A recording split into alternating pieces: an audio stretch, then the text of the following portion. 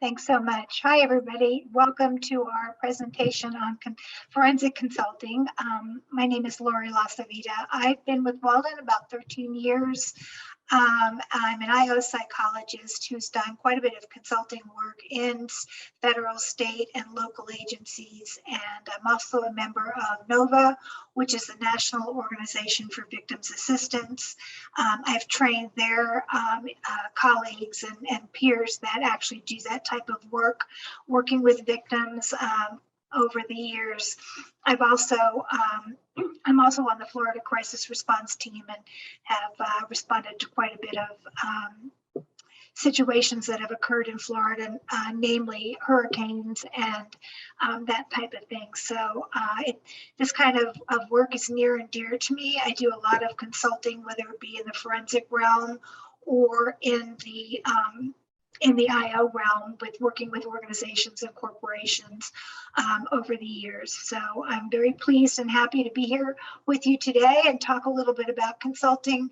It's a career option that not many people realize is a viable option for those of you that are interested, that are in the forensic program or thinking about entering into the forensic program.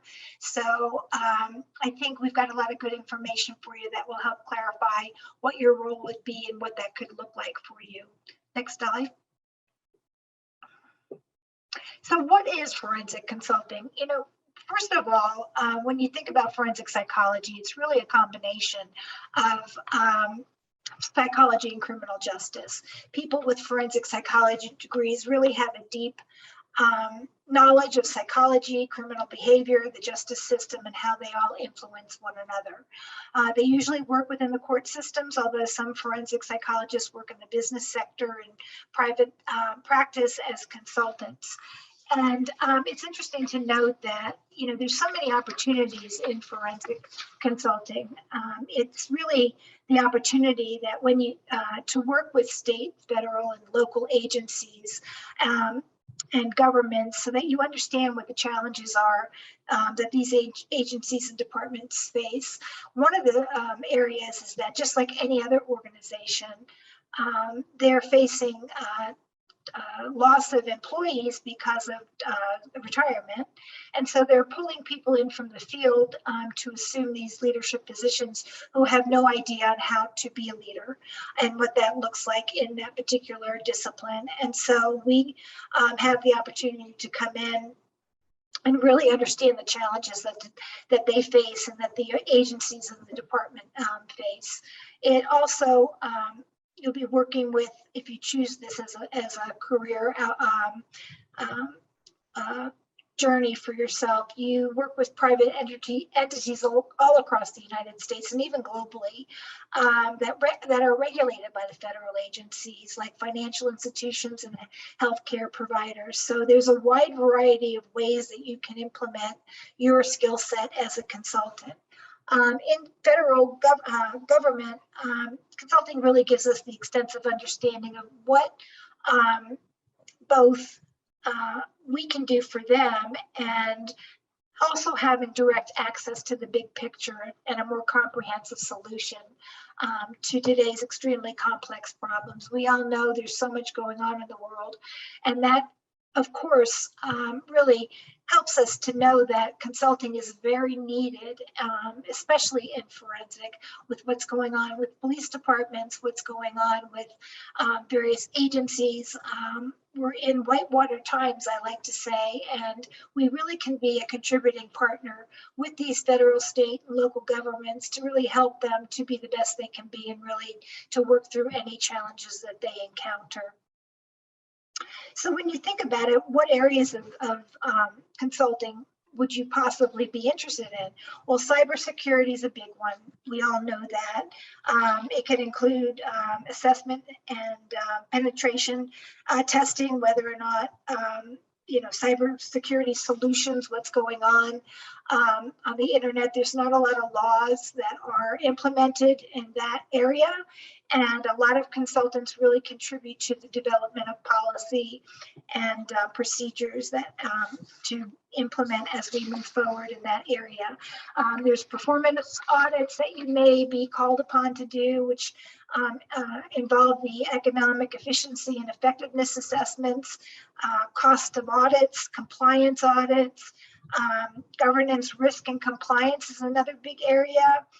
That involves, again, technology enablement, process improvement, assessment, selection, and implementation, leadership development, as I talked about before, and also business intelligence. So we're really applying cutting edge commercial practices so that we can transform industries that really help interdisciplinary solutions to the missions of government organizations. And what comes out of that is that we focus on collaboration, innovation, and responsiveness in just the right ways. And we become trusted advisors, and we work with organizations to zero in on the unique challenges that they face and developed end-to-end approaches for meeting and exceeding their goals. And then we also are focusing on outcomes, which emphasizes enablement. So true success in an organization, a federal, state, or local agency, the kind that brings sustainable results. And so this only happens when solutions stick and government organizations can build on the foundations that we create. Some of the most senior U.S. public sector leaders are on the ground teaching, enabling, and empowering. And the idea really is to give the teams the tools and the ability to continually improve long after we leave the scene. So there's a lot of work to be done, and it's a very exciting career option, and one that I enjoy tremendously. It's really giving tools that these agencies need. And then there's also the societal impact. You know, social change is a big outcome of what we do with these federal, state, and local government agencies. And, you know, and it's also at the heartstone of what we do here at Walden. And so we really work to unlock the potential of those who advance the world and move it forward. And so we work with collaboration, and integrity in our commitment to each other and to our clients and to society as a whole. And what we do is very meaningful and important work. So those are things to keep in mind, because it helps us drive impact in the U.S. public sector. So that's just a quick overview of what consulting can look like in a forensic arena. And it's one that's very needed and one that's very important for us to think about. I know I teach for forensic, and a lot of students never have considered consulting as an opportunity for them, but it is. And it's one that, if you are in forensic or thinking about going into forensic, one that you should consider because it's very needed. Next slide. So what are the purposes of consulting? You know, it's amazing to me to realize the numbers and the data. In the United States, consultants receive more than $2 billion for their services. And consulting really has a hierarchy of purposes. So we have a sequence of phases that we follow. And anybody that's been in my consulting course that we offer in the forensic curriculum, you begin to understand that regardless of where you're working, at a state, local, or federal agency, it's the entry, the contracting, and then you go into diagnose. And what we mean by that is oftentimes when you consult, what the presenting problem is that is shown by the leadership is not necessarily the problem. So you have to go in, you know, again, always remember that psychology is an evidence-based science. And as such, everything that we do, every practice that we implement has to be based on data, has to be based on evidence. So we do data collection to make a diagnosis to understand really what the problem is that's going on. And then we work on that issue and concern through additional data collection, feedback to the organization itself, and then implementation.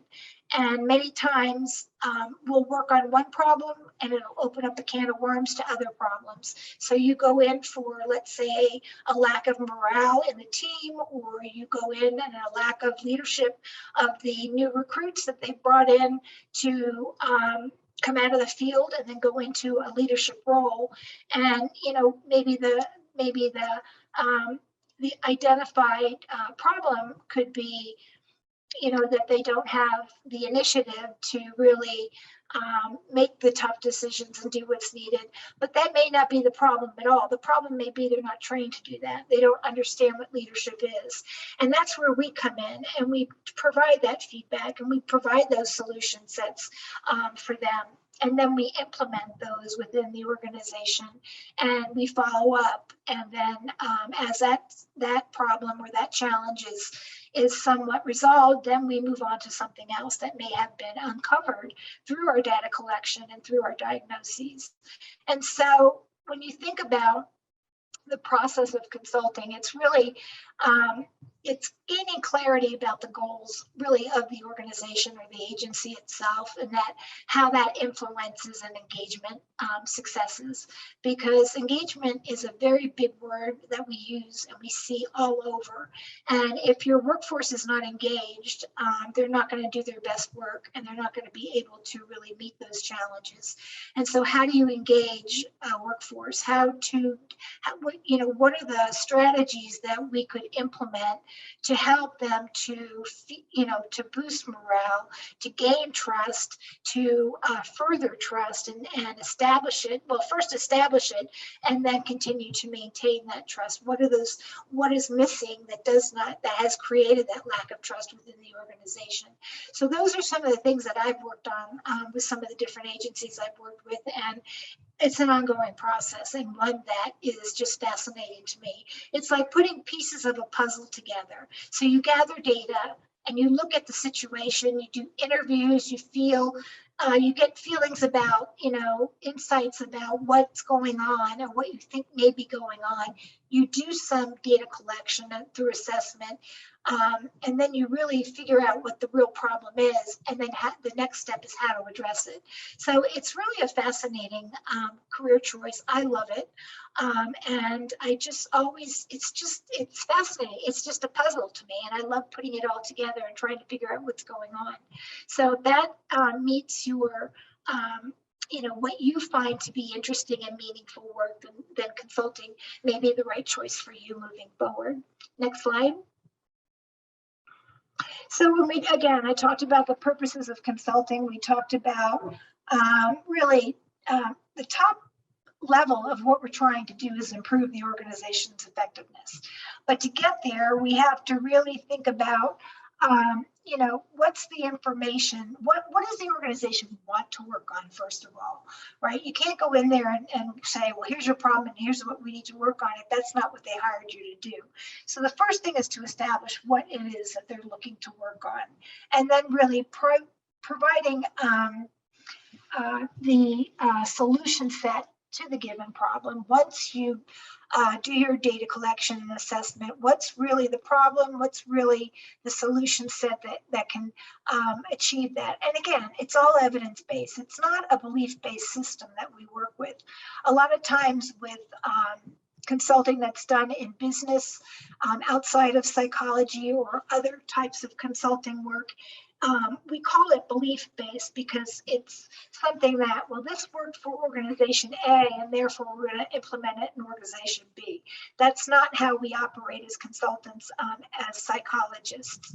We base, again, as I said earlier, it on data and on understanding and evidence that's presented through that data and through those assessment pieces. So really understanding what it is first that needs to be worked on, and then working on solution sets that will help to address those challenges. And then again, there may be problems that are not really identified when you first go into an organization. And so looking at the data and identifying some additional problems, relative problems that may be showing up one way, but maybe that's not the root cause of the problem.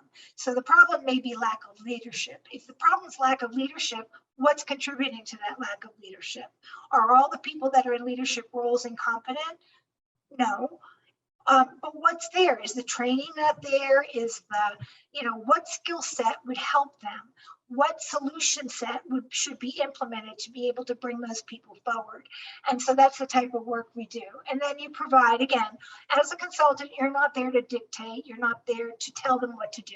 You're there to present the problem, present the solution, and then provide recommendations of what you think needs to occur in order to address that particular challenge. And then you assist the organization in the implementation of the solution set. And then the next step is to build consensus and commitment. Coming into an organization, you have to be very mindful of change management because you're coming in with a different way of doing things. And some people will not respond well to that. Some people wait. Some organizations wait to get buy-in to a solution until they present it as a process that's going to be implemented rather than getting buy-in from the beginning. It's very important for a consultant to get the buy-in before they ever develop the solution set, collaborating on that solution set and really joining a team and, collaborating. Collaboration is a big word too that we see all the time, but I think it's sometimes used inappropriately. Collaboration means that everybody has a piece of being able to say what they think needs to be done within that particular organization in order to address the problem. And they're on the ground. So the information that they provide to the consultant is immeasurable. It's important for us to listen to everybody, gather ideas, and not just go through the motions of doing that, but actually really valuing what they're telling us and seeing how that may work and working those things into the solution set that you propose to the organization. So again, building that consensus and commitment is essential, but it should be done at the beginning, not after you decided already what you're going to do. And then it's facilitating client learning. So if there are challenges, then something is happening where they either don't have the knowledge, they don't have the ability, they don't have the skill set, there's something there going on. And then part of that next step is to facilitate that learning and do those trainings and development processes that will help them to achieve the goal, which, as we said at the beginning, is really to improve their effectiveness. So this purposes of consulting is something that's done in every organization, not just forensic, not just with federal, state, and local agencies. I follow this process with any organization or corporation that I'm working with, and I think it's important for us to understand what the purposes are and what that looks like. Next slide. So what is the job as a consultant? What are you there to do? So asking the questions, what solutions have already been attempted and what were the results? And why does the organization believe or the agency believe that those solutions have failed or not brought about the results that they were hoping for? What untried steps does the client have in mind? What do they want to see happen? What do they think is going to help them to get there? Again, it's that collaboration, it's that buy-in, it's getting people on board from the very beginning. And then when we talk about different aspects of the client's business, what's going well?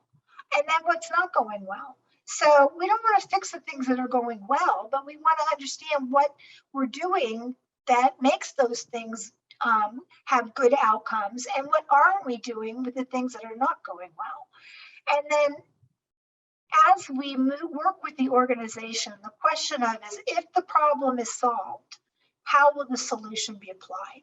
How do they want to see that implemented? Some want professional development sessions. Some want one-on-one coaching.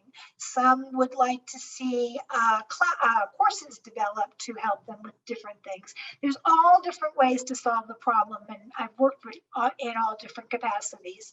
And so, but it's really up to the organization as to what they think best fits their workforce and what will have the most impact to bring about the overarching outcome that they're looking for.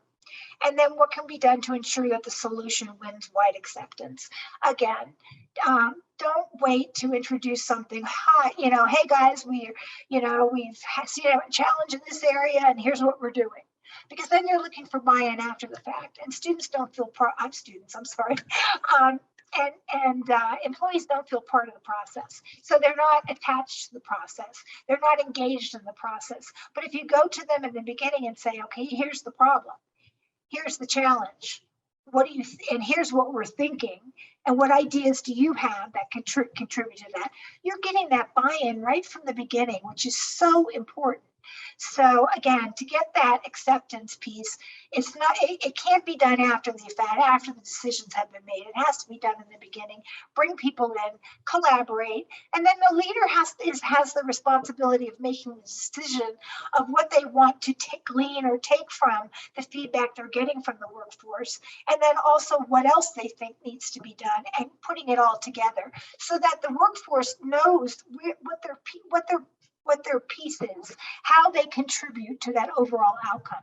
Because once they feel like they're contributing to the outcome, then they're more likely to be excited about it and want to be motivated, and they will be motivated to be able to do whatever is necessary in order for that to come about. So those are important things to consider. Next slide. So we've talked about some of these questions already. One is, the last one I want to point out then, is that a consultant should neither reject or accept the client's initial description too readily. And I touched on that earlier because, we all have bias going in, and we may think the problem is because so-and-so is not doing their job, or this department is lacking in this. But why is that department lacking in that? And why isn't that person doing the job? What's the root cause? It's like an onion. You've got to peel the onion away to find out, okay, here's the root cause that's creating all of these other symptoms. And then once you do that, you're able to really develop a proposal plan for the implementation of strategies that will work for the organization. But you may go into some organizations that have a very good understanding of what's going on, and they may have some very good insight that we want to take into consideration. So it's up to us to be able to discern that walking in, and keeping that in mind. Keep in mind the client's description of what's going on. Ask questions, do your diagnosis, do your assessment, collect your data, and that will really help you to be effective in your role as a consultant. Next slide. So it's interesting that the U.S. Office of Personnel Management, they really have understood the importance of creating a coaching culture. So consulting is really, it's different. Coaching and consulting are two different things, but oftentimes you do those things together to bring about the outcomes that you're looking for. And so coaching has become a big thing in federal agencies. It's a critical tool. It really is mentioned, interestingly enough, as a sanctioned learning and development activity. Whoops. Can you go back just a minute? One more time. Yeah, there you go. It's in the Code 5 of the federal regulations. So it's one of the most effective learning and development processes that they've found in the federal agencies. And so it's very supported and very well received. And so that's something for us to keep in mind as well. Next slide. So we talked about the hierarchy when we looked at that visual of the pyramid. Again, this is just reinforcing that. Our role is to really facilitate client learning, and we really want to improve the organization and the employee effectiveness after we leave. We're not going to be there forever. And so once we leave that consulting opportunity, we want to be able to say that they can continue on in the practices that we've taught them, or that we've discussed or implemented, strategies that are there that don't fall by the wayside after we leave. So again, it's important for us to go through the different purposes that I talked about earlier when we're working with federal and government agencies. Next slide. So the intelligence community is looking at private sector performance management. The performance management is a big one in federal, state, and local agencies. And also diversity and inclusiveness is another big topic, a big area that they're looking at to try to improve the intelligence community. So workplace inclusion, interagency culture, that encourages collaboration, flexibility, and fairness. Those are all hot topics right now in working with federal, state, or local agencies. And we see the trend is that data redefines relationships.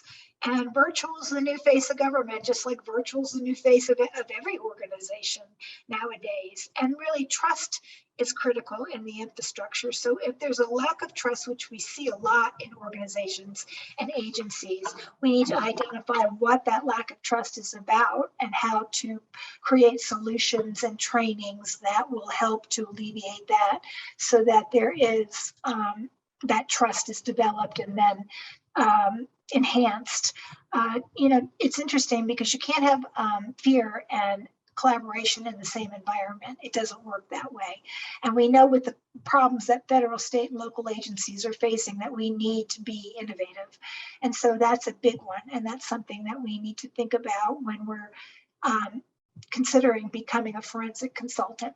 Next slide. Interesting enough, emotional intelligence, social intelligence, and reactions to involve emotions is something that's also a very hot topic. When I put reactions in there because with some agencies, like when you're working with the police force, you don't necessarily talk about emotions, but you talk about reactions, because sometimes emotions shuts people down. They don't talk about emotions. So you have to be savvy enough to understand what kind of terminology, and really should we even go there. But opening up that discussion. I know there's a lot of work being done with police agencies and forces that are working with emotional intelligence now to help them to have better rapport with the community and to be seen differently in the community, and with all we've seen happening in the news, to be able to handle things in a more acceptable way that fosters that trust and that resilience.